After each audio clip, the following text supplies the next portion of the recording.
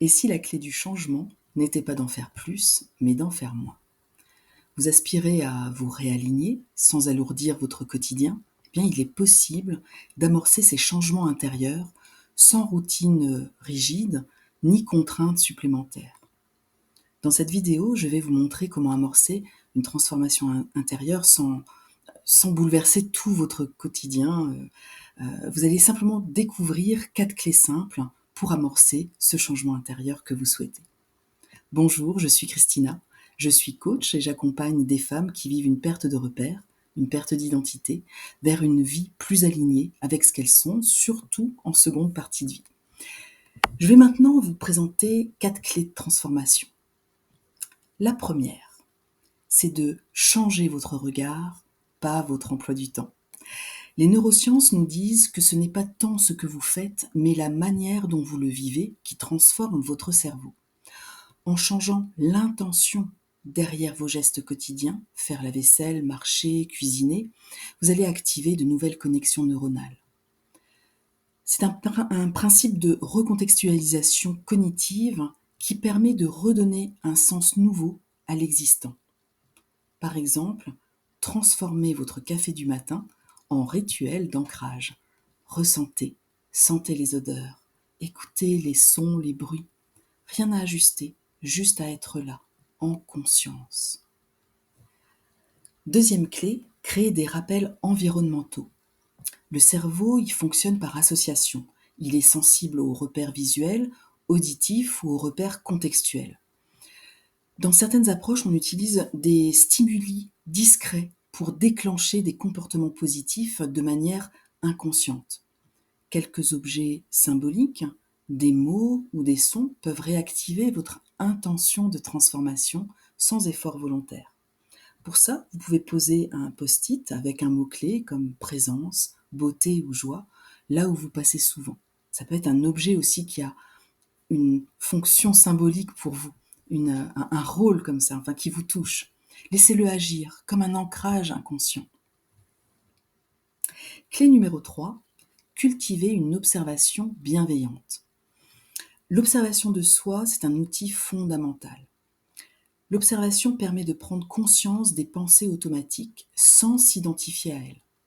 En activant cette distance bienveillante, vous allez diminuer la réactivité émotionnelle et renforcer la stabilité mentale. Le cerveau, il apprend mieux dans un climat d'acceptation que dans un climat de contrainte. L'idée, c'est donc de pouvoir prendre 5 minutes de temps en temps dans votre journée pour observer. Pas votre environnement, quoique, mais ce que votre mental va produire comme pensée ou ce que votre corps génère comme tension. 5 minutes à observer ce qui se passe sans chercher à interpréter.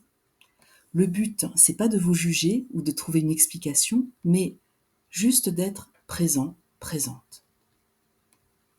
Quatrième clé, ralentissez une tâche sans enjeu. C'est une clé simple, mais peut-être une des plus difficiles.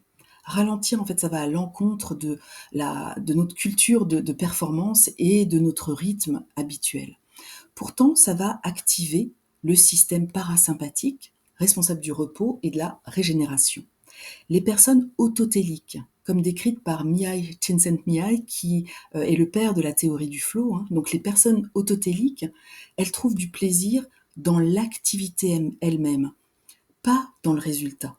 Ce que nous faisons tout le temps, c'est de nous préoccuper du résultat. Donc je vous propose un exercice, c'est de choisir une tâche sans enjeu majeur, comme plier du linge, arroser une plante, et vous allez la faire lentement, sans faire autre chose, sans penser à autre chose que de faire cela de manière tranquille. Ralentir le geste. En le faisant, en ralentissant ce geste, vous allez prendre autrement conscience de ce que vous faites, et ce geste, il ne prendra plus la même place dans votre tête, dans votre esprit. Vous entraînez ainsi votre esprit à revenir à l'instant présent, source de toute transformation réelle et profonde. Alors, en résumé, pour engager un début de travail sur soi, vous n'avez pas besoin de tout révolutionner pour changer. En changeant votre intention, en changeant quelques éléments de votre environnement, votre posture intérieure et votre rythme, vous pouvez entrer dans une transformation douce. Ce que je vous ai proposé n'est pas révolutionnaire, mais cela demande une attention particulière à votre façon d'être et de faire. C'est dans la qualité de présence, pas dans la quantité d'action, que tout commence à bouger. Si cette vidéo vous a apporté quelque chose, cliquez sur j'aime, ça soutiendra la chaîne qui démarre. Partagez-la avec une personne qui pense qu'elle n'a pas le temps pour engager le changement. Et si vous voulez aller plus loin, je vous invite à télécharger mon outil Comment retrouver son cap, même quand on a perdu le sens. Le lien se trouve juste sous la vidéo, dans la description. À bientôt!